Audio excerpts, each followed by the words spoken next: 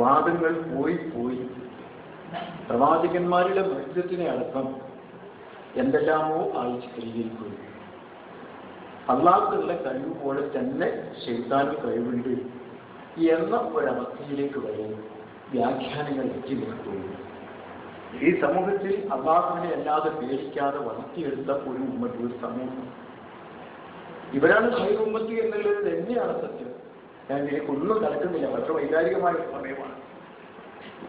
ഇങ്ങനെ ഇതിലേക്ക് വന്ന് ഇപ്പോൾ കേൾക്കുന്നു, നാം തിരിച്ചുപോക്കാരംഭിച്ചിരിക്കുന്നു. പഴയത് കുറെ കൂടി അംഗീകരിക്കാമായിരുന്നു. കാരണം അവർക്ക് വേറെ തെളിവുകളില്ലായിരുന്നു. അവർ പറഞ്ഞിരുന്നത് ഒറ്റങ്ങൾ അപാനൊക്കെ നൽകിയിട്ടായിരുന്നു. അങ്ങനെയായിരുന്നു ആ ഖുറാഫാത്ത് എല്ലാം ചെയ്തത്. എല്ലാ ഖുറാഫാത്തും ഈ ഇത്തരം പിശാചിനുള്ള ആ നിലക്കുള്ള എല്ലാ കഴിവും പിശാചിനെ അർപ്പിച്ചുകൊണ്ട് ഛേദിക്കുന്നതോട് വരെയുള്ള ഒരവസ്ഥയിലേക്കുള്ള സമൂഹത്തിന്റെ പോക്ക് വിവരക്കേടുണ്ടായിട്ടുണ്ടായിരുന്നു. എന്നാൽ ഈ വിവരക്കേടുകൾക്കും ജാഹിലിയ്യത്തിനും മുഴുവൻ ഖുർആനും സുന്നത്തും തെളിവ് നൽകി അവർക്ക് ന്യായീകരണം കൊടുത്ത് കൂടുതൽ ശക്തിയോടുകൂടെ യാഥാർത്ഥ്യത്വം ജാഹിലിയ്യത്ത് തിരിച്ചു വരുന്നൊരവസ്ഥ വളരെ അപകടകരമായി വേദനയോടുകൂടെ നമുക്ക് കാണാൻ കഴിയും. ഇത് ഞാൻ പെരുപ്പിച്ച് പറയല്ല. സാധാരണ എന്തെങ്കിലും നമ്മളൊരു കൗൺസിൽ ചേർന്ന് ഒരു വയത് പറഞ്ഞ് അല്ലെങ്കിൽ ഒരു ഉപദേശം, ഒരു പൊതു ഉപദേശം നമുക്ക് എല്ലാവർക്കും അറിയാവുന്നതാണ്.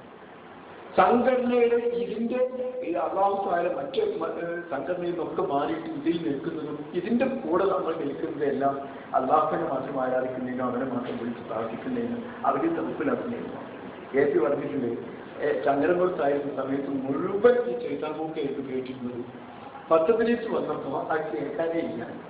രണ്ട് പ്രദേശത്ത് ജീവിക്കുന്ന ആളുകളുടെ വിശ്വാസവുമായി ബന്ധപ്പെട്ട ഒരു നാടകമാണ് എന്റെ അവസ്ഥ.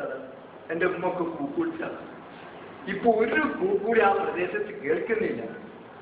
അത് അള്ളാഹുവിൽ തവക്കുലാക്കി അള്ളാഹുവിൽ എല്ലാം അർപ്പിച്ചുകൊണ്ട് ഈ ആ രംഗത്ത് പിശാചിനെ പരാജയപ്പെടുത്തിയ സമൂഹമാണ് മുവാഹിദുകൾ. പിശാചിനെ പരാജയപ്പെടുത്താൻ അതല്ലാതെ വേറെ എന്ത് മാർഗം സ്വീകരിച്ചിട്ടും കാര്യമില്ല.